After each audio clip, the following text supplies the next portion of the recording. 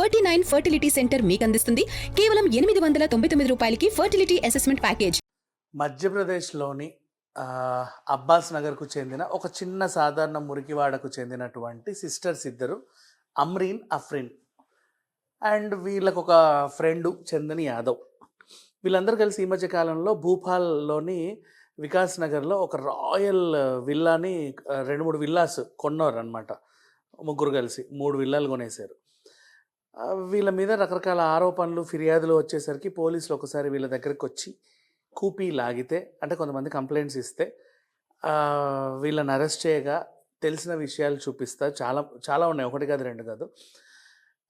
ఈ అమ్రీన్, అఫ్రీన్ వీళ్ళ వ్యాపారం ఏంటంటే మొదటి నుంచి ఏం చేసేవాళ్ళంటే నిరుద్యోగ యువత, బలహీన వర్గాల యువతలు ఉంటారు కదా. ఇప్పుడు ఫర్ ఎగ్జాంపుల్ వీళ్ళు చెందిందే మురికివాడకి. అక్కడ ఏముంటుంది, సరైన ఎడ్యుకేషన్ ఉండదు.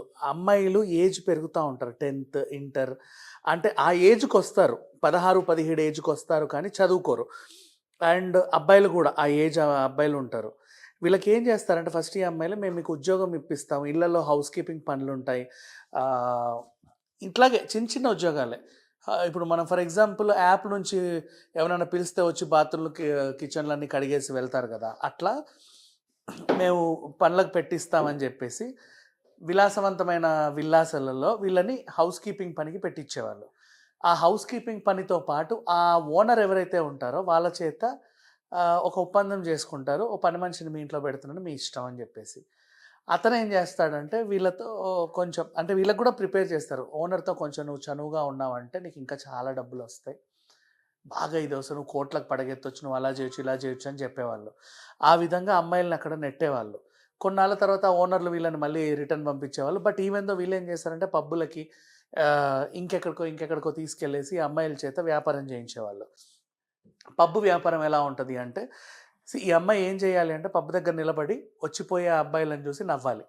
వాళ్ళు ఏం చేస్తారు, అబ్బా ఇరగదీశారు, ఎవరిలో ఈ అమ్మాయి స్మైల్, నన్ను చూసే నవ్వింది, నేను పెద్ద హీరో అనుకుని ఆ అమ్మాయి దగ్గరికి వెళ్తాడు. వెళ్ళిన తర్వాత ఒక మ్యూచువల్ అండర్స్టాండింగ్లో ఇతన్ని తీసుకెళ్ళి కూర్చోబెట్టి తాగిస్తారు. తాగిచ్చిన తర్వాత, పీకల దాకా తాగిచ్చిన తర్వాత బిల్లు వేయిస్తారు అనమాట. కనీసం ఒక 50,000-60,000 బిల్లు వేస్తారు. ఇతన్ని పంపించేసి కౌంటర్ దగ్గరికి వెళ్ళి అందులో కమిషన్ తీసుకుంటారు. వీళ్ళకి నచ్చితే ఆ అబ్బాయితో వెళ్ళి హనీ ట్రాప్ చేసి అతని దగ్గర ఉన్న మిగతా డబ్బులన్నీ కూడా దోచుకుంటారు. ఇట్లాంటివే ఈ పిచ్చి బిజినెస్లో. అంతమించి ఇంకేం చేయాలి, సింపుల్గా చెప్పాలంటే మొన్న ఎప్స్టీన్ ఫైల్స్ ఇవన్నీ మనం వింటూనే ఉన్నాం కదా. ఇట్లాంటి నేను కేరళ స్టోరీ ట్రైలర్లో మీరు చూసిన అంశాలే ఇక్కడ పుష్కలంగా కనబడుతున్నాయి. అయితే పోలీసులు ముగ్గురిని అరెస్ట్ చేసిన తర్వాత ఇంకా బోల్డ్ అనే విషయాలు తెలిసాయి. ఈ చందన్ యాదవ్ అనే ఆయన 2-3 మత మార్పిడి చేయించడానికి కూడా ట్రై చేశాడని చాలామంది బాధితులు ఉన్నారు వీళ్ళ దగ్గర. ఆ చందన్ వాట్సాప్ గ్రూప్ తీస్తే కొన్ని 600 నుంచి 800 వరకు అమ్మాయిలవి కాంటాక్ట్లు, అశ్లీల ఫోటోలు, వాళ్ళని బెదిరించడం అంటే వాళ్ళతో చాట్ చేసినటువంటి చాటింగ్లు ఇవన్నీ ఉన్నాయి. రకరకాల గ్రూపులు కూడా ఉన్నాయి. అంటే ఏ గ్రూప్కి ఆ గ్రూప్కి వీళ్ళు డివిజన్ చేసి కూడా పెట్టుకున్నారు. అంత పెద్ద సామ్రాజ్యాన్ని అంత చిన్న మురికివాడ నుంచి ఎలా నెట్టుకొచ్చారో తెలియదు, కానీ సిటీకి వచ్చి లగ్జరీ లైఫ్ అనుభవిస్తుంటే చూసే వాళ్ళకి అనుమానాలు వచ్చి వీళ్ళు కంప్లైంట్ చేయగా, పైగా బాధితులు కూడా ఫిర్యాదులు చేయగా పోలీసులు అయితే వీళ్ళని అరెస్ట్ చేయడం జరిగింది ప్రజెంట్.